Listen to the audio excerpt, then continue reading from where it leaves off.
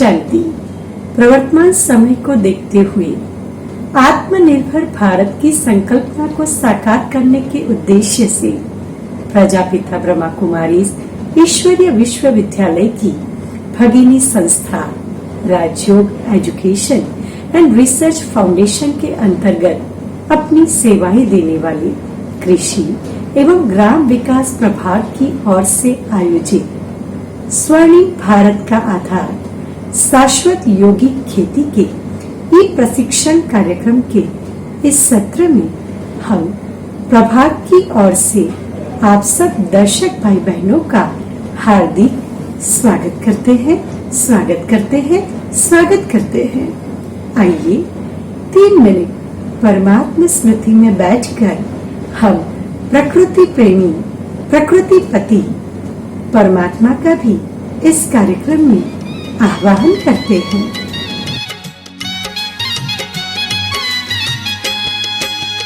मिल गए जो भगवान हमें, मिल गए जो भगवान हमें, खुशियों से भरा जहान मिला है। पाँव नहीं अब धरती पर, उड़ने को खुला आसमान मिला।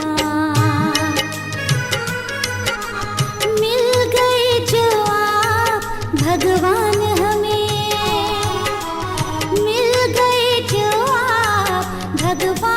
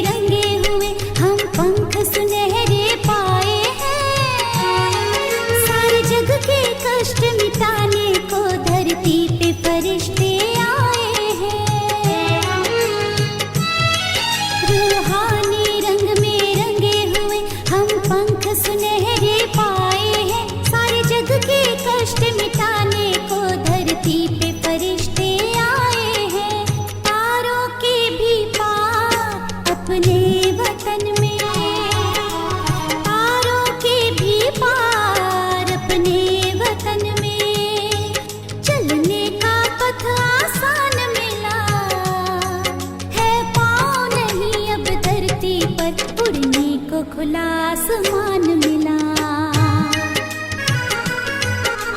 मिल गए जो आप भगवान हमें। शाश्वत योगिक खेती के इस ई प्रशिक्षण कार्यक्रम के दौरान किसान तो आत्मनिर्भर बनेगा ही, खेती का एक नया आयाम सीखेगा ही। साथ ही साथ जो दर्शक खेती नहीं करते हैं उनका भी प्रकृति के प्रति नजरिया बदल जाएगा। साथ ही साथ धन धान्य फल फूल सब्जी के प्रति उनको नया दृष्टिकोण मिलेगा, क्योंकि खेती की इस नई पद्धति के अंदर हम धरती माँ के साथ, जल देवी के साथ, प्रकृति के 5 तत्वों के साथ मित्रता को डेवलप करते हैं। विपरीत परिस्थिति के अंदर जब ये हमें सहयोग नहीं देते हैं तब हम दिल के शुभ भावना द्वारा, श्रेष्ठ संकल्प द्वारा, शुभ भावनाओं की शक्ति द्वारा उनका सहयोग प्राप्त करते हैं। क्योंकि खेती की इस पद्धति में हम राजयोग का अभ्यास करते हैं। राजयोग का मतलब होता है turn with in and tune with God, मतलब अपने अंदर झांके, स्वयं को देखें, मैं कौन हूँ, मैं कहाँ से आया हूँ, जो सोच करती है वो शक्ति कौन है। जब मेरे को इस बात की जागृति आती है, संकल्प करने वाली, बोलने वाली, कर्म करने वाली मैं चेतना, आत्मा, शुद्ध हूँ, शक्तिशाली हूँ, आनंद स्वरूप हूँ, प्रेम स्वरूप हूँ। जब मैं अपने ओरिजिनल स्वरूप के बारे में जागृत होती हूँ तो बाहर की परिस्थितियाँ, बाहर की बातें मेरे पे अपना प्रभाव नहीं डालती है। साथ ही साथ राजयोग के अंदर हम आत्मा का जोड़ परमात्मा के साथ करते हैं। जब मैं आत्मा परमात्मा के साथ रिश्ता जोड़ती हूँ तो उस परमात्मा की शक्तियों का संचार मेरे अंदर होने लगता है। मैं आत्मा सशक्त बनने लगती हूँ और जब मैं आत्मा सशक्त बनती हूँ तो अपनी शक्तियों का प्रयोग, अपनी शुभ भावनाओं का प्रयोग प्रकृति पर करती हूँ, बीज पर करती हूँ, खेती पर करती हूँ। और जब हम श्रेष्ठ भावनाओं का प्रयोग खेती पर करते हैं तब वो हमें सहयोग देने लगते हैं, हर वक्त हमें साथ देते हैं और बहुत अच्छे अच्छे सकारात्मक परिणाम मिलते हैं। आइए अब हम इस प्रशिक्षण कार्यक्रम के अंदर कोल्हापुर से सुनंदा दीदी को बुलाते हैं। आज हमारे बीच सुनंदा दीदी, आपका हार्दिक स्वागत है। दीदी जी 1971 से ईश्वरीय ज्ञान में हैं। 81 से दीदी जी ईश्वरीय सेवा में समर्पित हैं। कृषि एवं ग्राम विकास प्रभाग की आप राष्ट्रीय संयोजिका है। मृदु स्वभाव, सरल स्वभाव और सरल भाषा ये आपकी विशेषता है। दीदी, इस प्रशिक्षण कार्यक्रम में आपसे नम्र अनुरोध है, आप अपनी शुभ प्रेरणाएं हमें दें। इस प्रशिक्षण कार्यक्रम में हम आमंत्रित करते हैं कोल्हापुर से आदरणीय राजयोगिनी सुनंदा दीदी को। आप 1976 से राजयोग का अभ्यास करते हैं। 1981 से आपने इस श्रेष्ठ कार्य में अपने जीवन को समर्पित किया है। कोल्हापुर के मीरा सब जोन की आप संचालिका हैं। कृषि एवं ग्राम विकास प्रभाग की आप राष्ट्रीय संयोजिका हैं। मृदुभाषी, सरल व्यक्तित्व आपकी विशेषता है। दीदी, आपसे अनुरोध है, आप अपनी शुभ प्रेरणाएं हमें दीजिए। ओम शांति। आज हम विशेष स्वर्णिम भारत का आधार शाश्वत यौगिक खेती, इसका ट्रेनिंग करने जा रहे हैं। प्रजापिता ब्रह्मा कुमारी ईश्वरीय विश्वविद्यालय की भगिनी संस्था Rajyoga education and research foundation के अंतर्गत जो ग्राम विकास प्रभाग है, जो है ही किसान, खेती और ग्रामीण एरिया, इसकी उन्नति कैसे होती जाए, प्रगति कैसे होती जाए और किसानों का जीवन सुखमय जीवन कैसे बन जाए, उसके लिए प्रयास करने वाली, अविरत प्रयास करने वाली ग्राम विकास विंग, जिसने आज शाश्वत यौगिक खेती का महत्व किसानों को समझ में आए और किसान इस प्रकार की खेती करे, उसका ट्रेनिंग करने जा रहे हैं। आज ट्रेनिंग का उद्घाटन फंक्शन है। आए हुए या जो भी सुन रहे हैं उन सभी किसानों को मेरी ओम शांति और नमस्कार। विशेष करके स्वर्णिम भारत के लिए शाश्वत यौगिक खेती। कहाँ स्वर्णिम भारत और कहाँ खेती। खेती का कनेक्शन स्वर्णिम भारत के साथ सुन करके वंडर लगाना, लेकिन ये सत्य बात है कि अगर भारत को स्वर्णिम बनाना चाहते हैं तो हमारी जो खेती है वो शाश्वत यौगिक खेती होना बहुत जरूरी है। जिस प्रकार हम सभी आत्माओं का प्यार देश के प्रति बहुत है, देश में कभी कोई भी समस्या आ जाती है, चाहे प्राकृतिक, चाहे मानवी, चाहे आपसी, किसी भी कारण से प्रॉब्लम देश के आगे आती है तो सारा देश एक हो जाता है उससे लड़ने के लिए कहो या आई हुई समस्या को समाप्त करने के लिए कहो, हमारे मन में देश के प्रति बहुत भावना है, श्रद्धा है, प्यार है और देश के लिए मर मिटने की हमारी भावना है। देश हमारा अच्छा बने, सशक्त बने, स्वर्णिम बने, सुंदर बने, इसलिए चारों ओर प्रयत्न किए जाते हैं, जैसे कि राजकीय क्षेत्र है, सामाजिक क्षेत्र है या कहो औद्योगिक क्षेत्र है, साइंस का क्षेत्र है। हर क्षेत्र यही चाहता है कि ये भारत अच्छा बने, टॉप लेवल पर जाए, स्वर्णिम बने। परंतु जब हमने बहुत सोचा, विंग ने, विभाग ने बहुत सोचा, तो ये हमें समझ में आया कि अगर भारत को स्वर्णिम बनाना है तो रूट कॉज में जाने की ज़रूरत है। हम औद्योगिक उन्नति करते हैं, राजकीय क्षेत्र वाले भी प्रयत्न करते हैं, किसानों को अनेक प्रकार की सुविधाएं भी प्रदान करते हैं, ये तो सब करना ही चाहिए, कर भी रहे हैं, लेकिन ये रूट कॉज नहीं है, ये ऊपर ऊपर की डालियाँ है। हम एक एक डालियाँ बढ़ाते जाते हैं, लेकिन दूसरी डाली हमें डिस्टर्ब करती है। कोई ना कोई प्रॉब्लम आ जाते हैं देश के विकास में, फिर चाहे नैसर्गिक प्रॉब्लम भी क्यों ना हो या मानवीय प्रॉब्लम भी क्यों ना हो।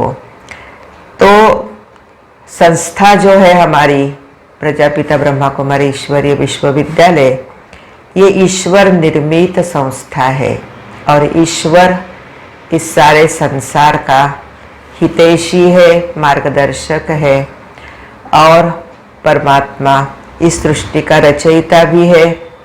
इसलिए उसे मालूम है कि किस कारण से भारत स्वर्णिम बनेगा, क्योंकि वो जानता है ये भारत स्वर्णिम था, लेकिन अभी ये स्वर्णिम से बदल करके हम ऐसा ही कहेंगे कि लोहे जैसा हो गया है। मतलब जिस प्रकार लोहे पर कितना भी वो करो, लेकिन लोहा कुछ काम नहीं करता है, उसी प्रकार मानव के ऊपर आज बहुत सारी मेहनत हर क्षेत्र कर रहा है, फिर भी मानव अपने जीवन के अंदर जो सुधार मानव को लानी चाहिए वो नहीं ला पा रहा है। परंतु परमात्मा जानता है कि भारत को अगर स्वर्णिम बनाना है तो उसका मूल आधार क्या है। क्या है मूल आधार? भारत स्वर्णिम बने अर्थात भारतवासी स्वर्णिम बने, नागरिक स्वर्णिम बने, और नागरिक स्वर्णिम बने अर्थात हर व्यक्ति का मन वचन कर्म पॉजिटिव बने, सात्विक बने, सतोप्रधान बने, अच्छा बने, और मनुष्य के बोल, मनुष्य का कर्म, मनुष्य के सोच अच्छे बने। उसका आधार है उसका अन्न। इसीलिए कहा गया है जैसा अन्न वैसा मन, जैसी पानी वैसे वाणी।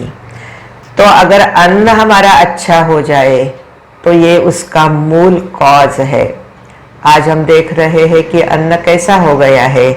एक तो जो जमीन के अंदर हम अन्न बना रहे हैं या जो भी हम उत्पादन कर रहे हैं उसमें रासायनिक खादों को हम बहुत मिला रहे हैं। रासायनिक फर्टिलाइजर्स यूज़ करने के कारण भी अन्न अच्छा नहीं बन रहा है, विषयुक्त अन्न बन रहा है। खाने वाला व्यक्ति के मन के अंदर भी विष खा करके उसके विचार निगेटिव होते जा रहे हैं, टेंशन वाले होते जा रहे हैं। फिर उसकी वाणी भी वैसे ही हो रही है, कर्म भी वैसा ही हो रहा है, जिस कारण हम देख रहे हैं कि घर घर में भी कई प्रकार के कलह क्लेश समस्याएं उत्पन्न हो रही है।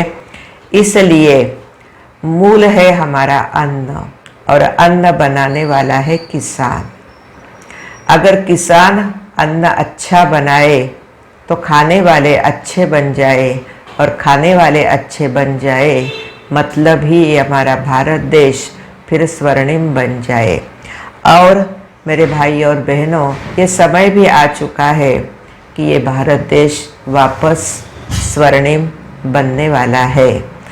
बनाने का काम परमपिता परमात्मा शिव पिछले 80 से भी अधिक सालों से कर रहे हैं और लाखों ब्रह्मावत्स कहो, लाखों इस जगत के अंदर रहने वाले जगत में रह कर के अपना बिजनेस, धंधा पानी सब कुछ करते हुए परमात्मा को समझ करके अपने जीवन में बहुत जिन्होंने सकारात्मकता लाई है, आत्मनिर्भरता लाई है, अपने जीवन में स्वयं के प्रति, परिवार के प्रति और देश के प्रति प्यार जागरूक किया है, समर्पण वृत्ति जागरूक की है और जो काम कर रहे हैं। तो ऐसा ये जो हमारा ब्रह्मा कुमारी ईश्वरीय विश्वविद्यालय है, तो किसानों को ही रूट कॉज क्यों बोला है? क्योंकि हमारे भारत देश के अंदर 80% जनता गाँव में रहती है और गाँवों में रहने वाले मोस्टली किसान होते हैं। अगर वो किसान न भी हो, शहरों में भी वो कोई उद्योग धंधा करते हो, नौकरी करते हो, तो भी उनका गांव के अंदर एक खेती जरूर होती है और उसमें कोई ना कोई किसान उस खेती के अंदर मेहनत करता रहता है। तो अगर हमारा अन्न अच्छा हो जाए तो मन अच्छा हो जाए, मन अच्छा हो जाए तो जीवन अच्छा हो जाए और व्यक्ति का जीवन अच्छा हो जाए तो एक व्यक्ति से एक घर बनता है, अनेक घरों से एक गांव बनता है, अनेक गांवों से एक शहर बनता है, अनेक शहरों से एक देश बनता है और अनेक देशों से एक विश्व बनता है। ये हम सभी जानते हैं। तो मूल हो गया किसान, इसलिए हम सभी किसानों के ऊपर ये मेहनत कर रहे हैं और आज हमारे पास हजारों किसान हैं जो खेती में कुछ परिवर्तन करके अच्छा सात्विक और पौष्टिक अन्न देश को दे रहे हैं। तो इस संसार के अंदर हर क्षेत्र में कुछ ना कुछ नवीनता, कुछ ना कुछ परिवर्तन तो हमेशा होता आ रहा है। तो अभी भी ये परिवर्तन खेती के अंदर हो गया है। वो है जो भी किसान है वो खेती में एक तो विदाउट रासायनिक खेती कर रहे हैं, दूसरा खेती में आवश्यकता के अनुसार जो सेंद्रिय खेती कर रहे हैं, लेकिन उस सेंद्रिय खेती में भी महत्वपूर्ण बात है, वो है यौगिक खेती। उसको कहा है शाश्वत यौगिक खेती, क्योंकि ऐसी खेती हम सतयुग त्रेता में भी करते थे और द्वापर में भी कई साल तक करते रहे। लेकिन अभी बीच में जब हमारे देश में अन्न की कमी हो गई, तब हरित क्रांति लाई गई और उसके बाद फर्टिलाइजर्स को अधिक प्रमाण में हम यूज़ करते गए। लेकिन अभी फिर से हम टर्न कर रहे हैं और वो है शाश्वत यौगिक खेती। मैं सबसे पहले आपको शाश्वत यौगिक खेती के फ़ायदे सुनाऊंगी जो मैंने इन आँखों से देखे हैं और अनेक किसानों के पास जाकर के उनकी खेती भी देखी है। सबसे पहला फ़ायदा शाश्वत यौगिक खेती के अंदर ये होता है कि इसमें मेहनत कम, फल ज़्यादा, खर्चा कम, उत्पादन अधिक। तीसरा, इस खेती करने वाले किसान जो होते हैं उन किसानों के स्वभाव और संस्कार में सात्विकता आ जाती है। किसान मानसिक दृष्टिकोण से शक्तिशाली बन जाता है, जिस कारण कोई भी प्रकार की पारिवारिक, आर्थिक या सामाजिक या नैसर्गिक समस्या आ जाए तो किसान मन से हिलता नहीं, मन से बहुत मजबूत रहता है और आई हुई परिस्थिति पर वो बहुत सुंदर रीति से विजय प्राप्त करता है। किसान के स्वभाव में परिवर्तन हो जाता है और इसमें उत्पादन अधिक होता है और जो खर्चा है वो कम होता है, जिस कारण किसान की आर्थिक परिस्थिति सुधर जाती है। और जब एक किसान अपने स्वभाव से भी अच्छा है, घर में पैसा ला कर के भी दे रहा है, अपने घर वालों से भी प्यार भरा व्यवहार कर रहा है, तो नेचुरली उस घर के अंदर एक सुंदर वातावरण, एक अच्छा वातावरण, सात्विक वातावरण तैयार हो जाता है। मतलब शाश्वत योगिक खेती करने वाले किसान का तन भी अच्छा बनता, स्वस्थ बनता, मन भी स्वस्थ बनता, धन भी अच्छा आता है और उसका परिवार भी सुखी हो जाता है। और इसका एक फ़ायदा ये हो जाता है कि इस योग के वातावरण से जो 5 तत्व है, जो दिन प्रतिदिन तमोप्रधान बनते जा रहे हैं, इसीलिए उपद्रव मचा रहे हैं, तो जो किसान अपने खेती में ये यौगिक खेती करता है, वहाँ का वातावरण भी सात्विक बन जाता है। और वातावरण सात्विक होने के कारण वहाँ की जो प्रकृति है, 5 तत्व है, वो भी उसे समय प्रति समय सहयोग देता है। यौगिक खेती करने वाला किसान किसान जो खेती में निर्माण होता है, उस पर अपना पूरा अधिकार नहीं समझता है। जैसे हमारे पहले वाले लोग भी पशु पंछियों के लिए भी अनाज निकाल करके रखते थे, पानी उनके लिए रखते थे, उसी प्रकार ये जो किसान यौगिक खेती करता है, वो फिर पशु पंछियों की भी जिम्मेवारी समझता है, उनके लिए भी कुछ कड़ा दाना निकाल के रखता है, जिस कारण पशु पंछी भी उनको तकलीफ नहीं देते हैं। ये भी कई किसानों के हमारे अनुभव है। फिर जब हम यौगिक खेती करना शुरू करते हैं, तो जो ज़मीन हमारी आज विषैली बन गई है, वो ज़्यादा निर्माण नहीं कर पा रही है, कई खेती तो क्षारयुक्त बन गई है। तो ये सारे जो ज़मीन के प्रॉब्लम है, ज़मीन की जो कैपेसिटी अच्छी होनी चाहिए, वो भी शाश्वत यौगिक खेती के कारण होती है। इसीलिए आज आपकी मैं एक बहन हूँ और मैं आप सभी को ये सुनाना चाहती हूँ कि हम सभी अभी थोड़ा सा इस यौगिक खेती का ट्रेनिंग समझ ले। ये ट्रेनिंग या ये यौगिक खेती बहुत सहज है। देखो, हमें सोचने की आदत तो है ही, हम कोई भी काम करें कुछ ना कुछ सोचते ज़रूर है, कुछ ना कुछ सोच में ही हम अपना काम करते हैं।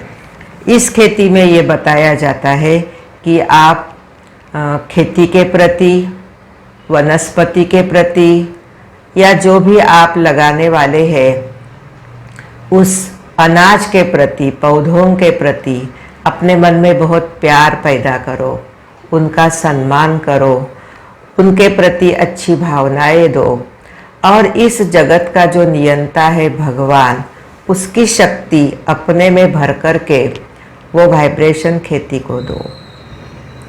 मतलब खेती से आप प्यार का रिलेशन जोड़ करके खेती के प्रति सम्मान की भावना निर्माण करके आप खेती करो। और उसके लिए हम स्वयं कौन है, ये 5 तत्व क्या है, भगवान क्या है, मेरा रोल क्या है, भगवान का इस सृष्टि में रोल क्या है, ये प्रकृति का रोल क्या है, इन तीनों बातों को समझकर, इन तीनों बातों का ज्ञान बुद्धि में रख करके जो खेती की जाती है, उसे हम कहते हैं शाश्वत यौगिक खेती।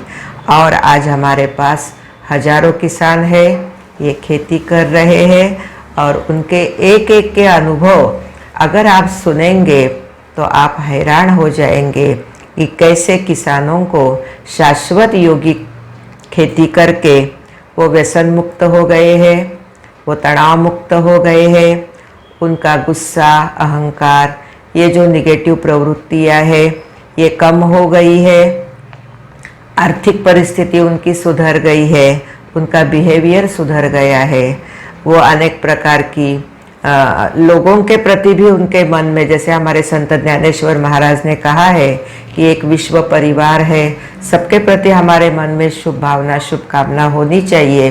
तो इन किसानों के मन में वो भावनाएं भी पैदा हो रही है।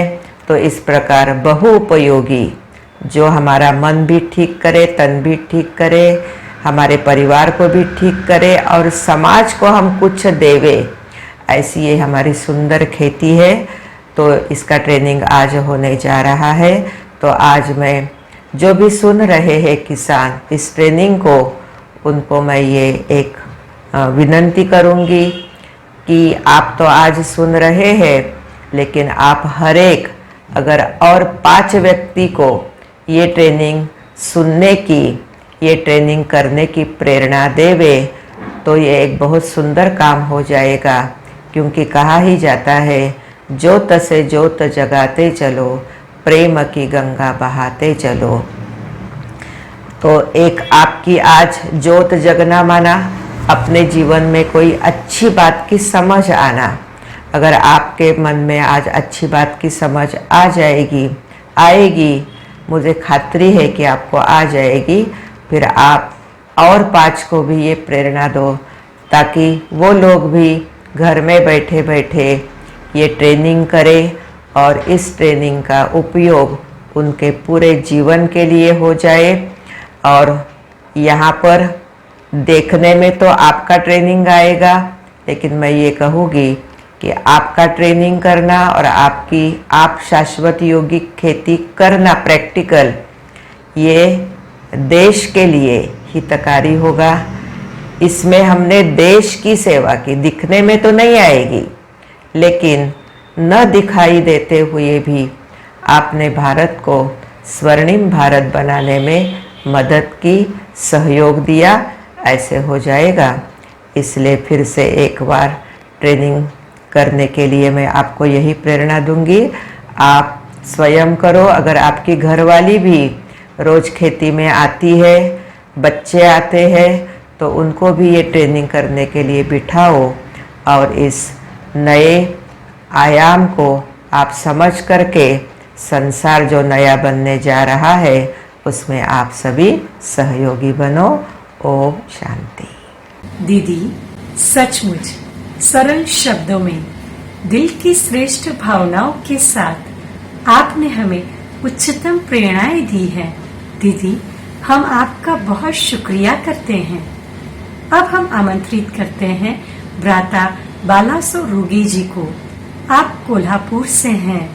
पिछले 18 साल से आप नियमित रूप से राजयोग का अभ्यास करते हैं। 15 साल से आप शाश्वत योगिक खेती करते हैं। कई किसानों को आपने इस खेती की ट्रेनिंग दी है। एग्रीकल्चर यूनिवर्सिटीज एवं दिल्ली विज्ञान भवन में भी आपने शाश्वत योगिक खेती के प्रयोगों को रखा है। सशक्त किसान की साक्षात मूर्त है। अगर मैं ये कहूँ तो ये अतिशयोक्ति नहीं है।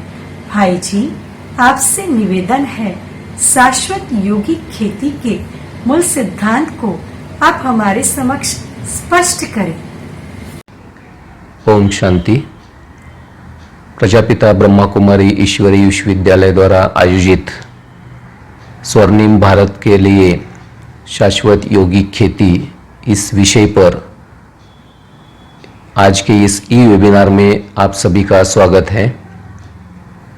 ब्रह्मा कुमारी संस्था द्वारा पिछले 15 सालों से किसानों को खेती में आध्यात्मिकता का महत्व इस विषय पर ट्रेनिंग दी जा रही है और आज ऑनलाइन सभी को ये ट्रेनिंग देने का प्रयास चल रहा है।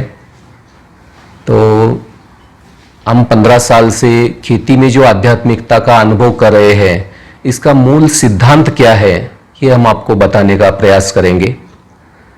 कैसे खेती में आध्यात्मिकता एक संपूर्ण विज्ञान है, ये भी समझ के लेना जरूरी है, जो हमारे पूर्वज बाप दादा प्रैक्टिकल में करते थे। ये कोई नया विषय नहीं है जो ब्रह्मा कुमारी अलग नाम से हमारे सामने लेके आई है, ऐसे नहीं है। ये बहुत पुराना विषय है। आज सरकार की ओर से भी परंपरागत कृषि विकास योजना, ये एक प्रयास चल रहा है, प्राकृतिक खेती पद्धति चल रहा है। तो ये पीके विवाह योजना जो है, इसमें भी इसी का, इस शाश्वत योगिक खेती का बहुत गहरा संबंध है, क्योंकि शाश्वत योगिक खेती जो पद्धति है वो परंपरागत पद्धति ही है। बस इसको थोड़ा एक वैज्ञानिक सिद्धांत देने का प्रयास किया है और इसमें 2-3 बातें हैं। एक तो ब्रह्मा कुमारीज में जो भारत का प्राचीन योग सिखाया जाता है, जिसको राजयोग कहते हैं, वो विषय अलग है। दूसरा है किसान एक अलग है, खेती एक अलग चीज है, और तीनों का मिलाप करके कैसे खेती की जाती है। आध्यात्मिकता का खेती से क्या कनेक्शन है, आध्यात्मिकता का व्यक्ति के जीवन में कैसे कनेक्शन है, क्या संबंध है, और व्यक्ति के द्वारा जब खेती करते हैं तो खेती का और व्यक्ति का क्या कनेक्शन है, क्या संबंध है। ये जब तक हम समझ के नहीं लेते हैं तब तक ये राजयोग के द्वारा होने वाले फायदे हम अनुभव नहीं कर पाएंगे। इसलिए मैं पहले तीनों विषय को अलग अलग करके समझाने का प्रयास करूंगा। ब्रह्मा कुमारी संस्था में जो राजयोग सिखाया जाता है वो व्यक्ति के मनोबल बढ़ाने के लिए, आत्मबल बढ़ाने के लिए बहुत बहुत फायदेशीर है। आज हम देखते हैं कि व्यक्ति का मनोबल क्या है, मतलब मेडिटेशन में सबसे पहले हमें स्वयं को महसूस करना बहुत जरूरी होता है, और इसमें स्वयं का ही परिचय दिया जाता है कि मैं कौन हूं। आज अगर हमें कोई पूछे आप कौन है, तो हम अपने नाम, पद, पोस्ट का परिचय देने में सब परिचय देते हैं, परंतु परमात्मा ने कहा कि ये जो नाम, पद, पोस्ट का परिचय विनाशी है। हमारा असली परिचय ये है कि हम जिसको ये शरीर मानते हैं, उस शरीर को चलाने वाली, आंखों से देखने वाली, कानों से सुनने वाली, मुख से बोलने वाली एक चैतन्य शक्ति है जिसको आत्मा कहते हैं। जीव, प्राण, नूर, सोल, स्पिरिट, नाम अनेक है, तो वो चेतन शक्ति आत्मा, ये हमारा असली परिचय है।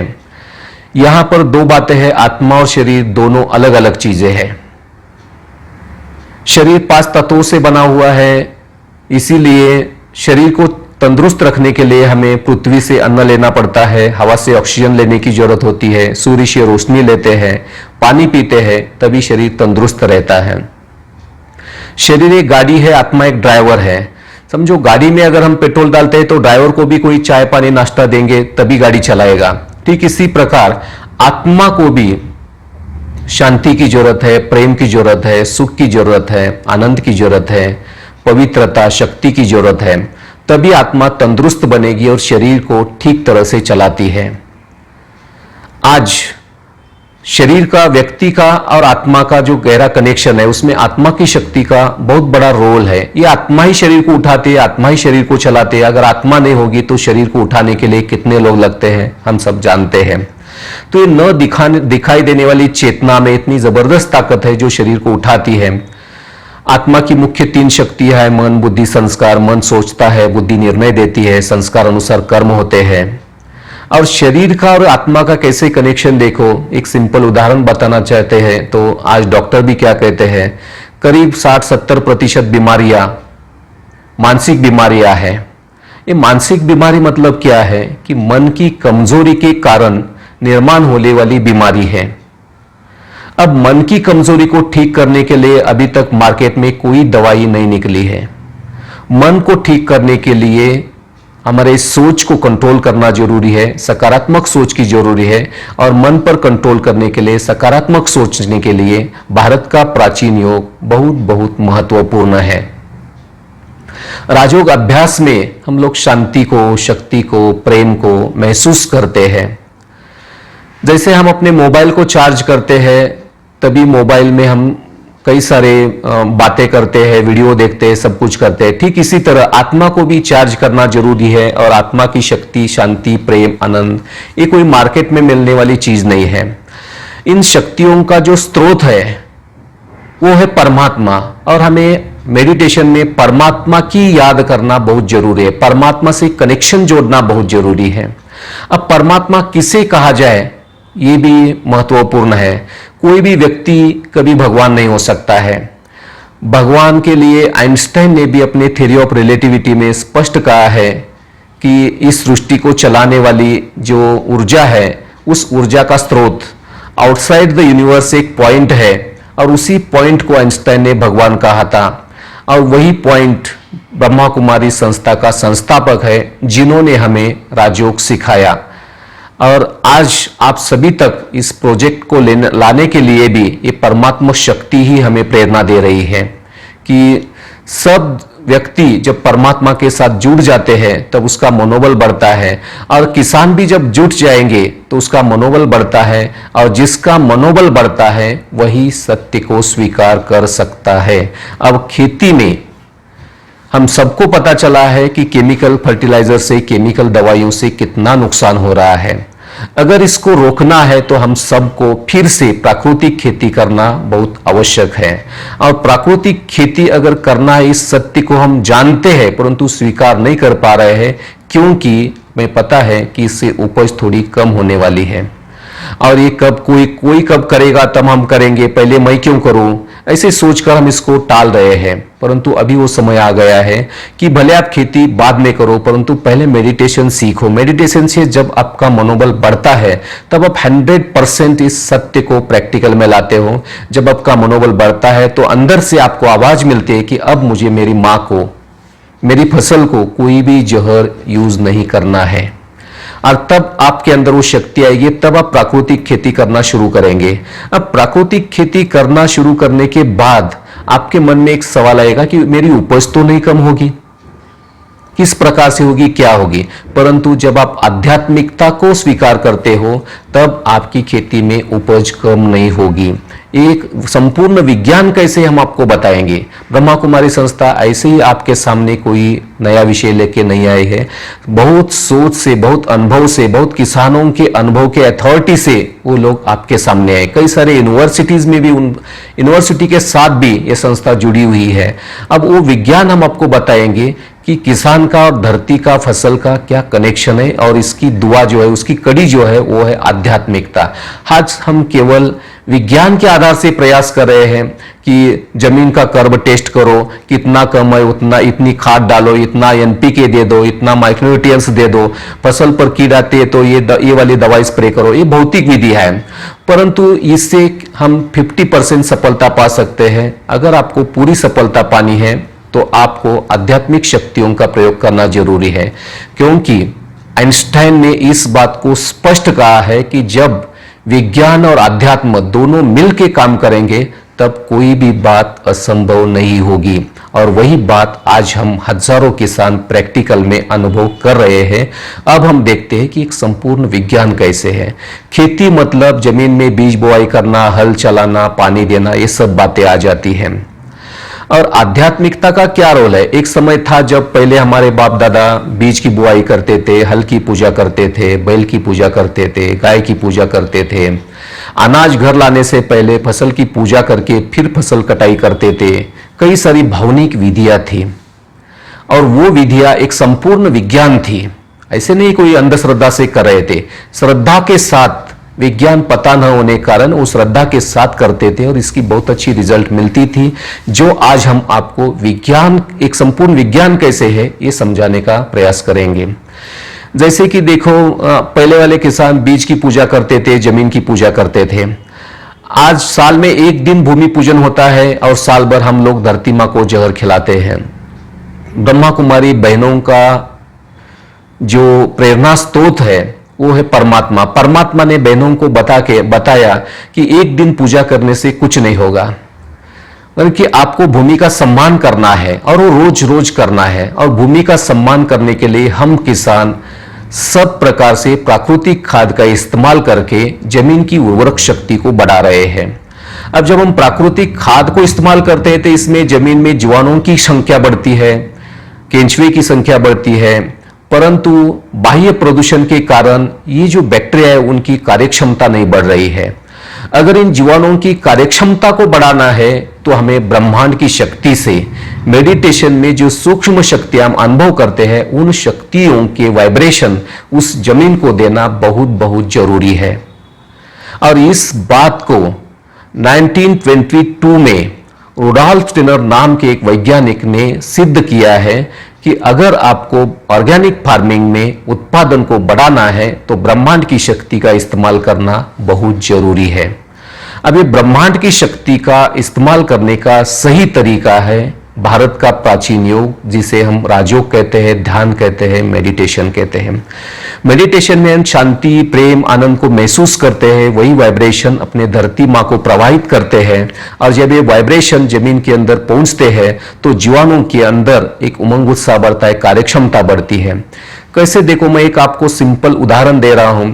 जैसे कभी कोई खिलाड़ी अगर मैदान में खेलता है और कुछ दम छाक होती है तो थोड़ा धीरे से खेलना शुरू करता है, तब बाहर से उसको आवाज दिया जाता है, अरे चल जल्दी खेल, जल्दी उठ। तो या तो कुछ ऐसे बाजा बजाते हैं तो उस खिलाड़ी की फिर से ताकत बढ़ती है, उमंग उत्साह बढ़ता है, फिर से जोर से खेलने शुरू कर देता है। कोई उसको ऐसे इंजेक्शन नहीं लगाता है ताकि वो फिर से उमंग उत्साह से खेले। बाहर से जब आवाज आती है तो उसके हार्मोन्स क्रिएट होते हैं, वो जोर से खेलना शुरू करता है। ठीक इसी प्रकार मेडिटेशन में हम शांति, पवित्रता, शक्ति के वाइब्रेशन देते हैं तो जमीन के अंदर के जीवाणु कार्यक्षम होते हैं, उसकी कार्यक्षमता बढ़ती है। और जब हम ऑर्गेनिक खाद, प्राकृतिक खाद के साथ जब मेडिटेशन के वाइब्रेशन दे के खेती कर रहे हैं तो आज 13-14 साल बाद मेरी खुद की खेती का ऑर्गेनिक कर्व जो है 1.5-1.6 इतना बढ़ गया है। हम कभी 2% तक भी चले जाते हैं, परंतु बाह्य वातावरण में हम उस कर्व को स्टेबल नहीं रख पा रहे हैं, परंतु मल्चिंग करके 1.5-1.6 तक जो कर्व है, इससे हमारी फसलें बहुत अच्छी बढ़ रही है। और इस कर्व को अगर मेंटेन रखना है तो इसमें भी ब्रह्मांड की शक्ति, हमारी सोच की शक्ति बहुत अच्छी काम करती है। इसीलिए हमारी सोच सकारात्मक होना जरूरी है और सकारात्मकता के लिए हमारे मन को कंट्रोल करना जरूरी है। मन को कंट्रोल करने के लिए भारत का प्राचीन योग बहुत लाभदायक है। दूसरी बात है, हम लोग बीज संस्कार करते हैं। बीज संस्कार के लिए 2 बातें आवश्यक है, एक भौतिक तरीके से, दूसरा अभौतिक तरीके से। पहले वाले किसान बीज को पूजा करके बुआई करते थे, हम लोग बीज को सामने रखते हैं, 10 मिनट परमात्मा की याद में उस बीज को शुभ भावना, श्रेष्ठ विचारों के प्रकंपन देते हैं और उसके परिणाम बहुत सुंदर मिल रहे हैं। बीज को सामने रखकर परमात्मा की याद में हम एक ही संकल्प करते हैं कि आपको निरोगी और शक्तिशाली पौधों का निर्माण करना है। जब हमारी ये सकारात्मक ऊर्जा उस बीज को प्रवाहित करते हैं तो उसका अच्छे परिणाम हम प्रैक्टिकल में देख रहे हैं। बीज के लिए ऐसे कई सारे प्रयोग दुनिया में भी किए हैं और ब्रह्मा कुमारी संस्था केवल किसानों के अनुभव नहीं सुनाती है, परंतु ये कई सारे यूनिवर्सिटीज के साथ जुड़ के भी उन्होंने जो रिसर्च किया है वो भी मैं आपको बताता हूं, क्योंकि हमें मूल सिद्धांत को समझ के लेना है कि राजयोग से कैसे बेनिफिट मिलता है। खेती अलग चीज है, राजयोग अलग चीज है, फिर भी खेती का मूल सिद्धांत जो है वो राजयोग अभ्यास है। इसीलिए मैं आपको ये बताना चाहता हूं कि भारत का जो पहला कृषि विश्वविद्यालय है, उनके साथ मिलकर ब्रह्मा कुमारी ने जो एक्सपेरिमेंट किए हैं उसमें एमएससीज के 2 स्टूडेंट ने थीसिस भी लिखी है, जिसका रिसर्च डाटा जुलाई 2016 में इंटरनेशनल जर्नल्स में पब्लिश हो चुका है। उसमें ये दिखा है कि मेडिटेशन के द्वारा सीड जर्मिनेशन पावर 8% तक बढ़ गई है। अब कैसे? उन्होंने कई सारे एक्सपेरिमेंट किए हैं उनकी अलग अलग विधियों से। उसमें से एक विधि है वो इलेक्ट्रोमैग्नेटिक थेरेपी जो है उससे एक्सपेरिमेंट किए हैं, मेडिटेशन से किए हैं। तो मेडिटेशन से जिस बीज को वाइब्रेशन दिया है उसकी जर्मिनेशन पावर 94% तक मिली, और जिस बीज को वाइब्रेशन नहीं दिया है उसकी जर्मिनेशन पावर 86% मिली। मतलब 8% जर्मिनेशन पावर हमारे सकारात्मक सोच के द्वारा मिल रही है। इसीलिए इस प्रकार से 10 मिनट तक उसको योगदान देना जरूरी है। दूसरी बात है हमारे असर कैसे होता है। देखो, हम साधारण किसान समझ नहीं पाते कि हमारी सोच का असर कैसे होता है, परंतु हम कहते हैं कि हम बीटी बीज को बुआई करेंगे, बीटी कपास बुआई करेंगे तो हमारे खेती पर कीड नहीं आएगी। अब ये बीटी बीज क्या है ये हमने कभी नहीं समझ के लेने का प्रयास किया। बीटी बीज वो बीज है जिस बीज के अंदर कुछ बाह्य मशीन के द्वारा ऐसा मॉडिफाई किया गया है जिसमें ऐसे जीवाणु भरे हैं ताकि वो बीज उगते ही पौधों में कुछ जहर मिलता है, इसीलिए उस पौधों के ऊपर कोई कीट नहीं आती है। अब विदाउट एनी ऑपरेशन बीज के छेद किए बिना उसके अंदर अगर इतने बदलाव किए जाते हैं तो क्यों नहीं हम अपने श्रेष्ठ शक्तिशाली विचारों के वाइब्रेशन से उस बीज को एक थॉट, एक विचार दे सकते हैं कि आपको निरोगी और शक्तिशाली पौधों का निर्माण करना है। अब यहां सारी बातें आ जाती है। निरोगी मतलब उस पर कोई कीड ना आएगी, न बीमारी आएगी, और शक्तिशाली मतलब अच्छा उत्पादन मिलेगा। तो ये जब विचारों के द्वारा उसके ऊपर संस्कार किए जाते हैं तो पौधा उसी अनुसार कार्य करने लगता है और सकारात्मक सोच का, सकारात्मक ऊर्जा का बहुत गहरा असर बीज के ऊपर होता है। कई सारे प्रगत राष्ट्रों में जैसे कि चीन में भी इसके ऊपर ऐसे प्रयोग किए थे कि बीज को रॉकेट में भरकर उस रॉकेट को स्पेस में उड़ाया गया। कुछ समय उस रॉकेट को वहां ही रखकर उसको नीचे लाके उसकी बुआई की गई बीज की, तो उसकी जर्मिनेशन पावर बढ़ गई, उसकी उत्पादन क्षमता बढ़ गई, प्रतिकार क्षमता बढ़ गई। हमारे यहाँ में भी दिल्ली में पूसा इंस्टीट्यूट में एक मशीन उन्होंने तैयार किया था जिसका नाम था इलेक्ट्रोमैग्नेटिक वेव्स नाम के वाइब्रेशन। वो मशीन को उस मशीन के द्वारा वो लोग बीज ट्रीटमेंट करते थे। साधारण 2011 की बात है, हम वहाँ गए थे तो हमें ये समझ बताया गया कि यहाँ पे एक ऐसी मशीन है जिसके द्वारा बीज संस्कार किए जाते हैं। अब जब मशीन के द्वारा भी उसकी भी जर्मिनेशन पावर बढ़ती है, एक मशीन के द्वारा अगर इतनी जर्मिनेशन पावर बढ़ती है, वो तो जड़ मशीन है और हम तो चैतन्य व्यक्ति है, हमारे सोच का बहुत अच्छा असर होता है। इसीलिए पहले वाले किसान बीज की पूजा करते थे। आज के समय में हमें ये इस प्रकार से अपनी श्रद्धा जो है, अपनी भावना जो है वो अर्पित करना जरूरी है। अब श्रद्धा और भावना हमारे अंदर से लुप्त हो चुकी है, इसको अगर फिर से निर्माण करना है तो श्रद्धा का सागर, भावना का सागर, प्यार का सागर जो है, स्नेह का सागर जो है परमात्मा, उससे जुड़ना जरूरी है। जब तक हम उससे कनेक्शन नहीं जोड़ते हैं तब तक वो शक्ति हमारे अंदर नहीं आएगी। जब हमारे अंदर नहीं होगी तो हम कैसे ट्रांसफर करेंगे, कैसे कनेक्शन जोड़ेंगे। इसीलिए बीज संस्कार करना बहुत जरूरी है। तीसरी बात है, खेती में जो भी वृक्ष वनस्पति है उनके साथ भी हमारा एक गहरा नाता होना, रिश्ता होना जरूरी है। जो भी जीव जंतु है, पशु पंछी प्राणी है, उनके साथ भी हमारा एक रिलेशन है। अब वो कुछ कारण लुप्त हो गया है, नष्ट हो गया है, फिर से हमें वो कनेक्शन जोड़ना जरूरी है पेड़ पौधों के साथ, जीव जंतुओं के साथ, क्योंकि ये सारी की सारी कुदरत की रचना है, मनुष्य की रचना नहीं है। मनुष्य ने इतना ही किया है कि आज तक केवल विज्ञान को समझने के प्रयास में उस कुदरत की रचना में गड़बड़ निर्माण कर दी है, उसके कई नियमों का उल्लंघन किया है। इसीलिए अब फिर से हमें कुदरत के नियम अनुसार चल के प्रकृति की रक्षा करना जरूरी है। इसीलिए अगर वो ताकत हमारे अंदर आनी चाहिए तो मेडिटेशन के माध्यम से हम जिस शांति को अनुभव करते हैं, उसी शांति का, उसी पवित्रता का, उसी शक्ति का योगदान हमें प्रकृति को भी देना बहुत बहुत जरूरी है। हम योगी किसान 10 मिनट तक रोज सुबह अमृत वेले उठकर प्रकृति को योगदान देते हैं तो प्रकृति भी हमारे लिए सहयोगी है। आज किसान के जीवन में सबसे बड़ी समस्या अगर कोई है तो एक है, उसका उपज का खर्चा बढ़ रहा है। वो हम प्राकृतिक खाद, प्राकृतिक दवाई, प्राकृतिक टॉनिक निर्माण करके वृक्ष आयुर्वेद के आधार से तैयार करके आपको फ्री में इसका ट्रेनिंग दिया जाएगा 2-3 दिन में, तो इससे आपका उपज का खर्चा कम होगा। दूसरा, प्रकृति नहीं सहयोग देती है तो प्रकृति को राजी करना वर्तमान समय जरूरी है। हम कहते हैं प्रकृति नुकसान होगी तो गवर्नमेंट सहयोग देगी, ये सहयोग देगी, कहां तक देगी? क्या हम प्रकृति को राजी नहीं कर सकते हैं? अगर प्रकृति मुझे डिस्टर्ब कर रही है तो मुझे अधिकार है कि प्रकृति के साथ बात करके, प्रकृति से पूछ के, प्रकृति के नियमों का पालन करना ये मेरा कर्तव्य है। इसीलिए हम योगी किसान प्रकृति से वार्तालाप करते हैं, प्रकृति से समन्वय लेते हैं, इसलिए प्रकृति हमें सहयोग बनती है। अब कैसे? हम नहीं करे, आज तक के कई सारे वैज्ञानिकों ने इसको सिद्ध करके रखा है आध्यात्मिकता एक संपूर्ण विज्ञान कैसे है, परंतु हम लोग इसको समझ नहीं पा रहे। हम लोग केवल वही देखते हैं, अरे कौन सी खाद डालना है, यूरिया कितना, डीएपी कितना, गोबर कितना, ये कितना, इसी के पीछे हम लगे हुए हैं। परंतु ये जो आध्यात्मिक खाद है, मैं खाद शब्द को यूज कर रहा हूं, ये जबरदस्त खाद है। इससे प्रकृति सहयोग देती है, उपज बढ़ता है, सब कुछ होता है। इसीलिए आप इस खाद को, इस शक्ति को, इस दवाई को समझ के लो।